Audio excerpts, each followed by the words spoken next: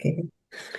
This podcast is for informational purposes only and should not be considered legal, health, tax, professional advice. But not responsible for any losses, damages, or liabilities that may arise from this podcast.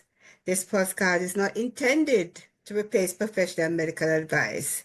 The views expressed in this podcast may not of those of the management or the host. This podcast may contain adult themes, so parental discretion is advised. So today I'm honored to welcome Kathryn White, a stage 4 colon cancer survivor turned certified holistic cancer coach.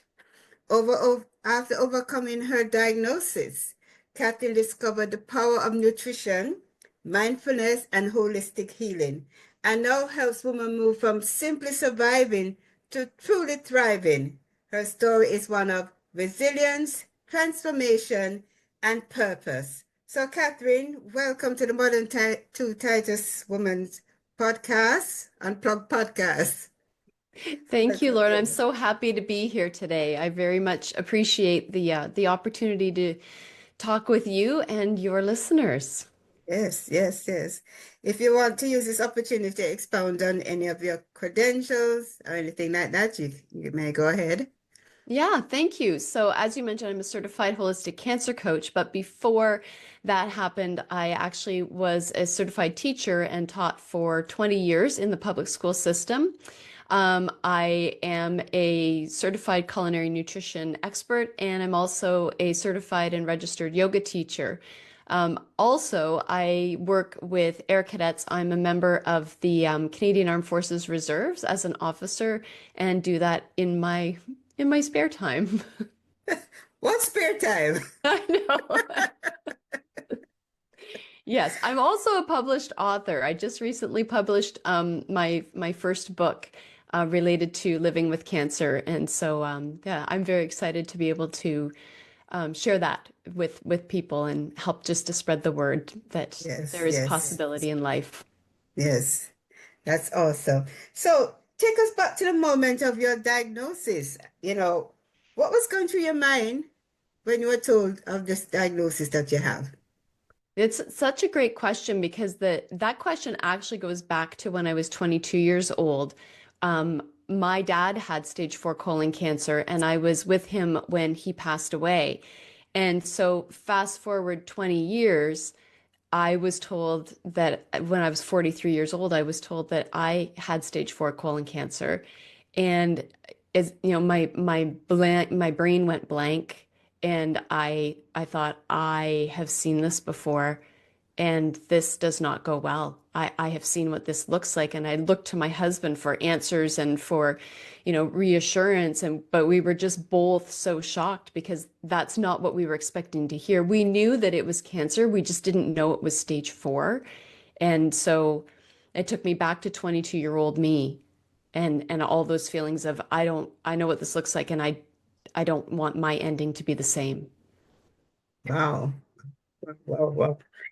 You know, my dad was diagnosed with prostate cancer, and he he took a different approach. My dad, he didn't tell anyone anything.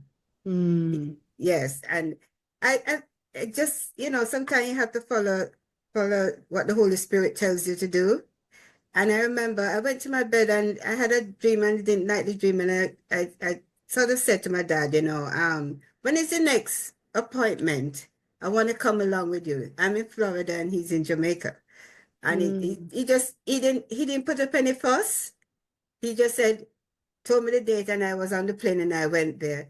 When I got there, the doctor said, Mr. Thompson, what you doing here? And I said, what's going on here? And the doctor said, well, I told him the different options that he has, and he needed to make a decision, and that's what I was waiting on. And I'm like, Dad, he didn't tell anybody. And he Mm. says that he didn't want mom to worry, he didn't want us to worry. But, so that's a segue into the question I have for you. Many people feel powerless, so they just accept it and don't put up a fight. So how did you reclaim your power? I had a moment when, after my first surgery, that I was lying in bed feeling very sorry for myself. I'd been in the hospital for 7 days, Mm-hmm. and it was a very big surgery. I was in intensive care for 5 out of the 7 days, and was at home recovering. And I was just feeling really sorry for myself, like having a pity party. And I had decided that day that I didn't think I could do this, that it was just going to be so hard. And I opened up my phone and checked my messages, and there was a message from a friend who I hadn't seen in over 20 years. And all it said was, I just wanted you to know that I'm thinking about you today. And I thought, at a moment when I was at my lowest and feeling like I couldn't do this, this person on the other side of the country was thinking about me and took a moment from their life to send me that. And I promised myself from that moment on that I was going to get up every day and do my best and do what I had to do and keep moving forward. Because if that person could think and believe that much in me, then I needed to believe that much in myself. Wow. That's such a beautiful, you know, point. Because sometimes, and I do this now, when when when I'm doing anything, my mind reflect on somebody. If I have the time at a point, I call them because sometimes that person just needs a word of encouragement. That person Hmm. just needs somebody to say, "I'm thinking of you," as in your case, or "I love you," or how things Hmm. going, and really listen. I think we've become such a so busy that when you ask somebody how you doing, how are you, we don't even stop to hear what the person said. We just move along. Yeah, and everyone just says, "Oh, I'm so busy." It's become Yeah, like this badge that we wear. Well, I'm just so busy. And right. I like what you said about like when you think of somebody, and I've started to really lean into that. Like when someone's name comes into my mind or into my heart, or I feel like, "Oh, I wonder how, Lorna's doing." It's Mm-hmm. that I feel like it's a whisper that Yeah, we're right. supposed to reach out to that person Mm-hmm. in Mm-hmm. some way, shape, or form, or even just, acknowledge that we're thinking about them and share that energy with them or make that human connection with them. I think that's our sign that we're supposed to do something with that. There's something, and that's why I find, I mean, texting is good because sometimes you're in a meeting and you just want the person to, to acknowledge to the person that yes, you got the message and you're going to react, but it doesn't tell you when you text somebody, it doesn't tell you how they're really doing. When you hear the voice. I Hmm. remember when my mom was alive. And she called me and said, "Lorna, what's going on?" And I said, "Okay, nothing." She said, "Nothing. That don't sound like nothing. That sound like something." You know what I mean? Moms know. Yeah, yeah. Yeah. So, the voice can tell more than what you type. It tells Hmm. more. There's more Hmm. stories more in that. Yes. So, you know, um, I really applaud you because to manage, the roller coaster of that stage 4 diagnosis, it must have been as you correctly said, some days you're up, some days you're down, but you really fought to make sure that you always come up with having an up day. Right. Yes. Yes. So what was the hardest part for you? I don't know. Most people do chemo and other parts of it. But what was the hardest part for you, and how did you navigate it? I think that the hardest part was having to tell my husband and my sons because I was alone. My doctor allowed me to be alone when he told me that I had cancer, and having to come home and tell my sons, my teenage sons, and then to navigate all of that. I feel like sometimes I feel like I damaged our family in getting sick and spending a whole year of doing chemotherapy and surgery and trying to figure everything out. So I remember speaking to God one day and saying like, I will do whatever I have to do.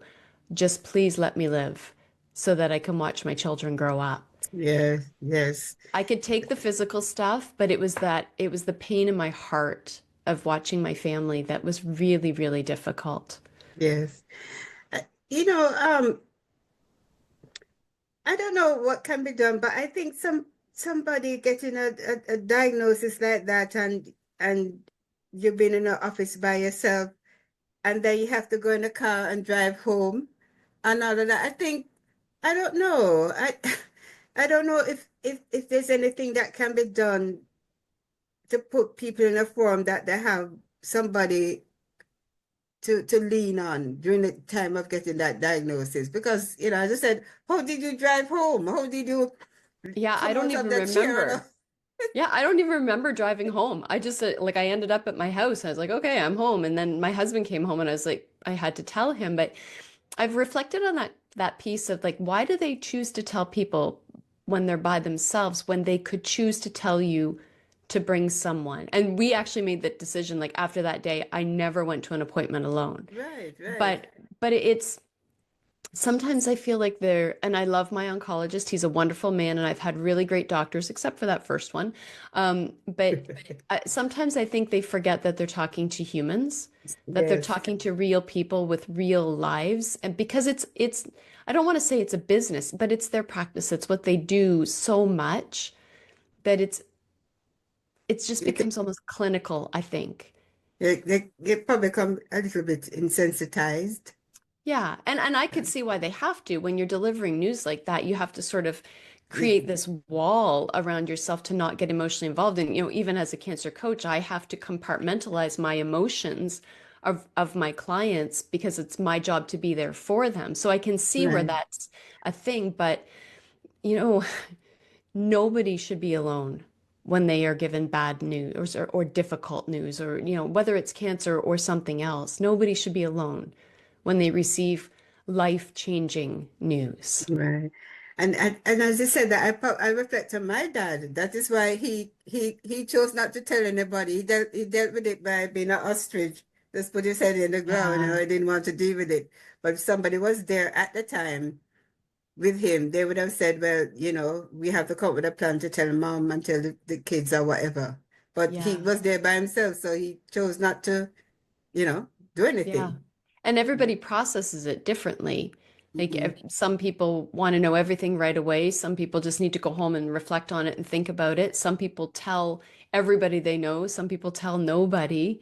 And Mhm. it's such a personal thing and there's no Right, preparation for it. You cannot right, emotionally prepare yourself for how you're going to handle that kind of right, news. right, right, right. So, with when you get a diagnosis like that, it sort of speaks to your morality. So how did your perspective on morality shift with this experience? You mean in terms of how I viewed my life and myself in my life? Yes, yeah, Yeah.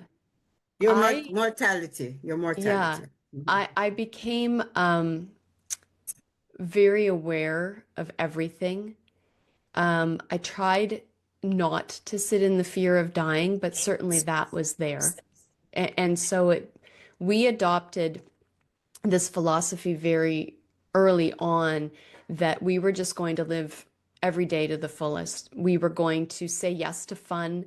We had what we started calling the mandatory family fun days with our sons, that it was like, nope, we're doing something as a family today because we didn't know how the story was going to end. And so we wanted to have as much time together as we could and honestly create positive memories for our sons in case it didn't go the way we wanted it to.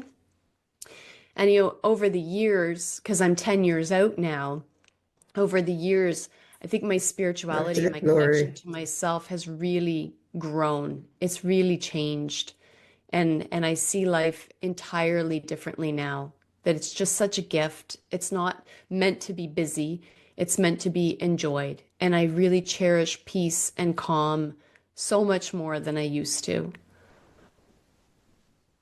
Do, do you think that do you think that God has chosen you for this path that you're on, that for all these people that you're impacting? Because, sometimes, yes, people can be a coach and all that, but if you haven't gone through the fire, if you haven't walked in that shoe, Hmm. you Hmm. know, but you've been through that fire and you walked in those shoes. Yeah. That question gives me goosebumps, actually. I I want to humbly say yes, that I think, without getting into the long story of my life, there's things that happened over my lifetime that I didn't even know were preparing me for how to deal with this when it happened. And one of the things that I've seen in my training as a cancer coach and in my clients, and I see it now in myself, is that this isn't about why did this happen? It's about what am I going to do with it? And I really feel like many cancer patients discover that they need a different purpose in their life. And I feel like, the decision, the childhood things that I went through that I made me stronger, and being a teacher and being, a person who's comfortable speaking with other people and also being a person who knows how to compartmentalize my emotions has allowed me to do this work. And I love it. And I really do. I feel so blessed to be able to work with the women that I do. So do I feel like I was chosen or prepared? I think that this was meant to be my path. And I would never want someone to have to go through difficulty to find their path, but boy, your path and your purpose become very revealed to you when you're looking your mortality in the eye. Right, right. So true. You mentioned that you thought that you were living a healthy lifestyle before cancer. Hmm. What misconception about health did you have? I think that I thought being healthy was not being sick, but it's not. Being healthy is the absence of disease in your body, but you have to create your own health. So I think I figured, well, if there's nothing that feels wrong in my body, or if I'm not, you know, having symptoms of something, then I must be healthy. But that's not true because I wasn't eating super healthy at the time. I wasn't exercising a lot. I wasn't living what I now know to be a really beautiful, clean, healthy life, but I just wasn't sick. So Right. it sort of turned it around. It flipped it around. Does that make sense? Yes, yes. So what were the biggest changes you made to your nutrition after your diagnosis?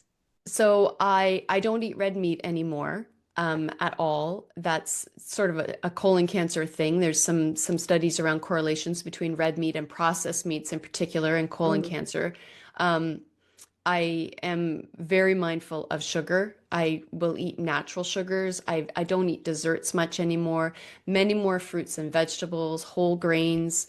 I truthfully, I developed food anxiety because I was so afraid of, like, what if I put something in my body that's going to hurt me? And I had to sort of work through that, okay, food is not damaging to my body if I'm putting healthy, whole foods, not processed foods into my body. So I'm not perfect. I still have, treats every once in a while, but yes. I eat much, much cleaner than I used Mhm. to. So, you know, I think when we did our preliminary discussion, you said that you find that emotional and spiritual healing was just as important as the physical healing. Would you like to elaborate on that a little? Yes, I would love to because that's like my favorite thing to talk about. I think, you can change what you eat, but if you don't change what's happening on the inside of you, this is my own belief, that if Right, you right. don't connect to your spirit, if you don't connect to your soul of who you really are and do the inner work around your thoughts and your feelings and your emotions and healing the wounds and learning forgiveness and offering forgiveness to yourself and to others, there's a disconnect. Like your body and your brain and your spirit are so connected and they have to work together. So if you're not healing your spirit, you can be doing all of the physical work, but you're still not in alignment. You have to be in alignment with yourself. And I just think the spiritual work that I've been doing in the last few years has just brought me so much peace and allowed me to understand the women that I'm working with and be able to help them to find more peace and calm and connection to, their heart and their self and their spirit. Yeah, I think it's a really important part. So what role did the holistic part of your treatment or complement the therapies play in your recovery? I love that you said recovery, because when I was actually in treatments, I didn't really use any alternative or complementary adjuvant therapies because I was just so not wanting to do research. But Right. after the fact, it was really the biggest, I think, would be when I took my yoga teacher training and I really learned about how the body really works and how we Mm-hmm. need to support our body and our mind and our spirit. And we did so much beautiful work in yoga teacher training. And then that introduced me to things like energetic healing, Reiki, I've always done massage therapy, but looking at it in a different way now of moving energy and helping my body, acupuncture. There's so many journaling, even Right. gratitude practices. Like, Gratitude, yeah. is so important to wake up every day and be grateful. Yes. And I think that's a piece that people miss because we come back to that conversation about that badge of busy. I'm just so busy, but I'm looking out the window right now in front of me and there's birds flying around and the sun is shining and the buds are on the trees. Like, that is something to wake up and be grateful for. And I think that's Absolutely. such an important part of healing, is Right, that right. connection. Mm-hmm. Mm-hmm. So what are some of the daily habits or practices that use to maintain your health and prevent reoccurrence? I get up every morning and I journal. I ask, the universe, God, Mm-hmm. what's the message that I need to hear today? And I do my reflecting, and it's always really interesting what comes up and how I've learned to listen to what is coming up and incorporate that into my life. I meditate. I go for a walk every single morning, not listening to music, not listening to an audiobook, just listening to the birds, letting the sun into my eyes. I take my glasses off and allow the sun to come right into my body and be, just be quiet, be present. Sometimes I do yoga, sometimes I don't, but I always get my walk in and I like to start my day with calm and then come back and have a nice healthy breakfast, yogurt, granola, berries, just Right. easy practices. It Yes. doesn't have to be complicated. You said during our preliminary discussion, you said healing is an ongoing process. But so what does that look like for you? Healing, the ongoing process for you. Recently it's been that deep inner healing of really looking at the who I am as a person, and that allows me to continue to just expand to remember that my body is a beautiful miracle and it needs me to take care of it. And so I have to pay attention to what I'm putting in it. I have to pay attention to the words that I'm using, how I speak to myself. That's part of the healing. Yes. Yes. Forgiving myself for getting sick. I didn't do this to myself. It happened to me. It happened in me. I didn't do this. And just using everything I know, like I said, gratitude and journaling and healthy foods and just being very aware of who I spend my time with and what I spend my time on. Because who you spend your time with impacts how you feel about yourself. Absolutely. Negative people, I just take a beeline. I don't want to deal with people and they come negative and complaining because how I look at it, you aren't in a hospital. You can breathe on your own. You don't have any any oxygen tank to be walking with or anything like that. So whatever else is there is just nothing compared to Yeah. what you have. Because Yeah. I tell people all the time, you have you have millionaires, trillionaires dying every day if having diseases to deal with, just like all of us. So Yes. wealth and all that don't really make a big, yes, it can help you to be a little bit more comfortable when things happen, but it's not going to save you. No. No, Yeah, we have to do our own work. you have to do And your own and work. and I really do think that whatever, a person believes in, a higher spirit of some sort, there has to be a connection to something else because, where do you lean into when you need support? It's not just people, right? It's Yeah, something yeah, bigger. yeah.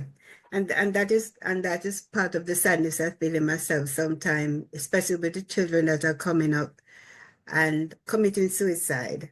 Mm. Children should not be committing suicide. Nobody should be committing suicide. But I'm just thinking, for a child to reach that level of frustration, Mm-hmm. that they Mm-hmm. they don't feel there's anybody they can speak to, that they don't feel that there's a higher power that can intercede on their behalf or something.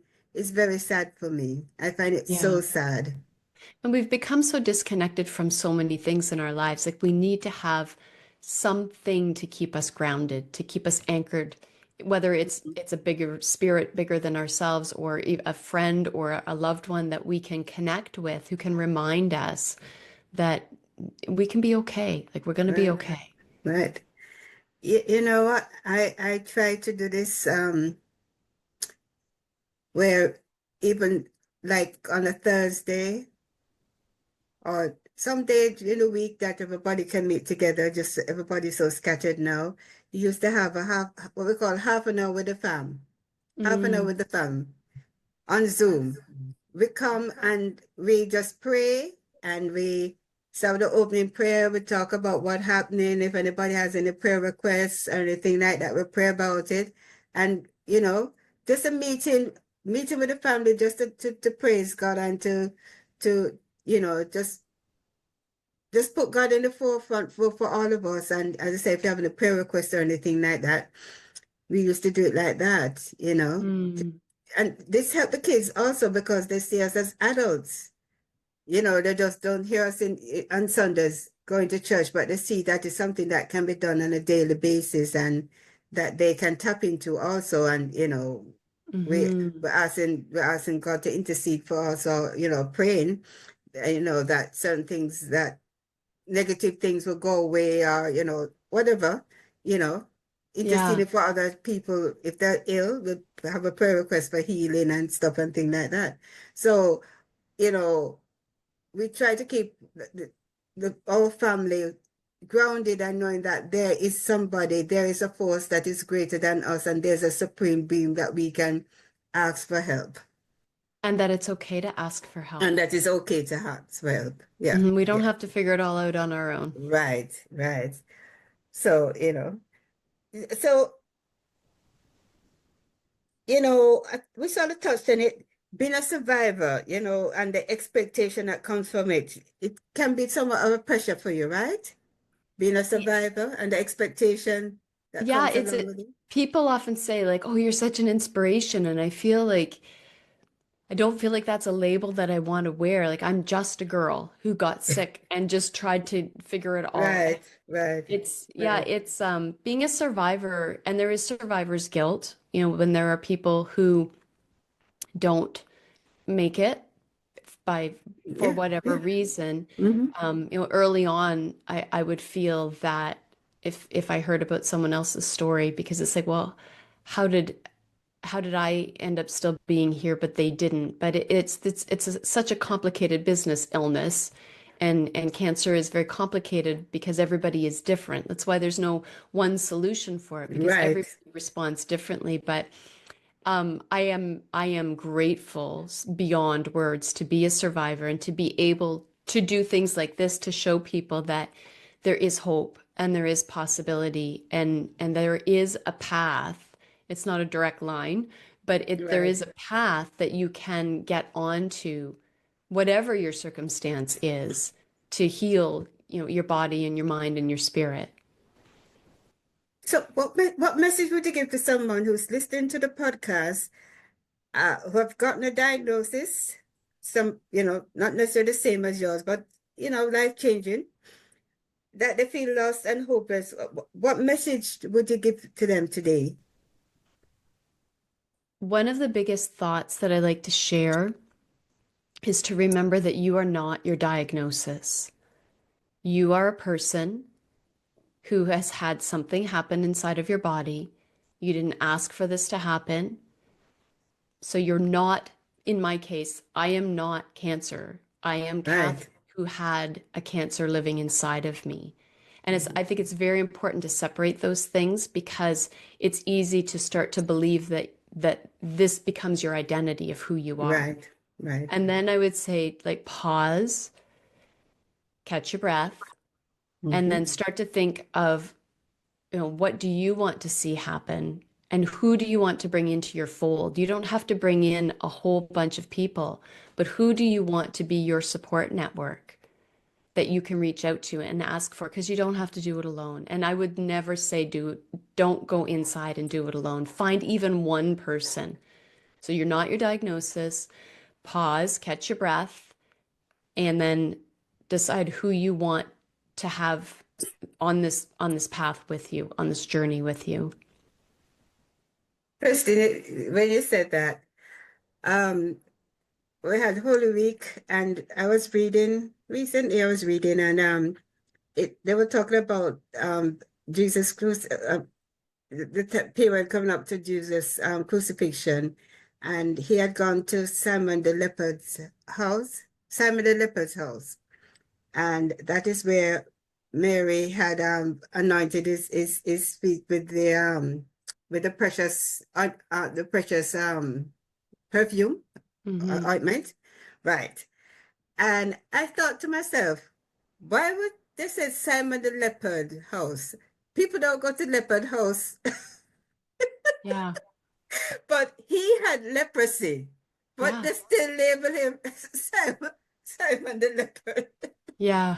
Yeah, so when you said that about the cancer, people, they attach the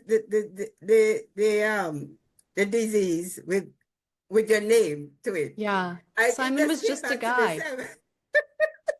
Simon was just a guy. He Right. unfortunately got sick, but he was still Yeah, Simon. He was but still in all of the other aspects of himself. he was cured. Yes. Jesus had cured him, but they still call him Simon the leper. Yeah. With labels. Labels going all the Yeah. way back to the Bible. But there you go. It came to me a few minutes ago. I said, yeah, I remember reading, and I thought that was so odd because he was cured, so why they keep on Yeah. labeling him that? Yeah. Yeah. That's a good question. Yeah. So what's next for you? What's next for you in your mission to help others heal? What's next for you? Well, I remember you spoke about the book, so Yeah, what's so I wrote a book and mm-hmm. it's called Living to Thrive, a holistic guide to living with cancer. And I'm continuing to promote it and hope that people find it because it really is a way for people to go through the process themselves Mm-hmm. with tools and strategies. So the book isn't my life story. It's like little snippets about my experience with cancer and how I use that to help people to apply what I learned because it's Mm-hmm. really what I learned along the way. So I'm continuing on with the book, and I've started a membership for women who are living with cancer to come and be in a community of other women, and to have a space where once a month we can talk and to learn. Not everybody wants to learn by talking a lot with other people. Mm-hmm. But I really believe in education and sharing, and so I'm continuing to grow this membership so that people can come to it and do it in their own time and in their own way. Because this really is such an individual process. And then I don't know, I'm doing some public speaking things and Yeah. I honestly, I have released the control of everything and I am allowing things to come into my life as they do and saying yes to what feels good for me and saying no thank you to what doesn't. There you go. There you go. So so the woman that you meet, how do you coach them, or navigate them out of the fear of reoccurrence? Because I would think that's something that a lot of them are afraid of. And you know, Yes. yeah. Hmm. Yeah, reoccurrence is almost it's almost scarier than the original diagnosis because now you know what it looks like. Right, It's right. like, um, I mean, I need to share that I've been told 4 times that I have cancer on 4 different occasions. And in the beginning, yes, it was very, very challenging. Um, but by learning more about, body, mind, and spirit, it felt like it's about having more control in your life. Like when you get a diagnosis, you feel like you've lost all control, but there is so much that you can control. And so when it comes to like fear of recurrence, it's like if you can find things that feel right for you, like changing how you eat, spiritual practices, physical practices, whatever it is, everything that you add to your life and the things that you remove from your life Move. that Hmm. no longer serve you do help to create a stronger foundation. Now, can we control medically whether a cancer comes back or not? No. I'm not a doctor. I can't speak to that, but I feel like we can live our life to the best of our ability in the moment.